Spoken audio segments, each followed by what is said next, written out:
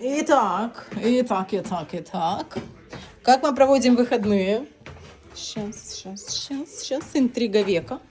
Тут коммунальная квартира с бильярдом. Не совсем, конечно, понимаю такое, но это чисто коммунальная квартира с бильярдом.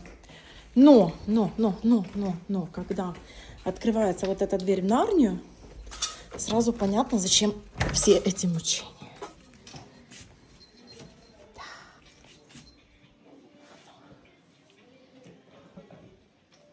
А ну. Так.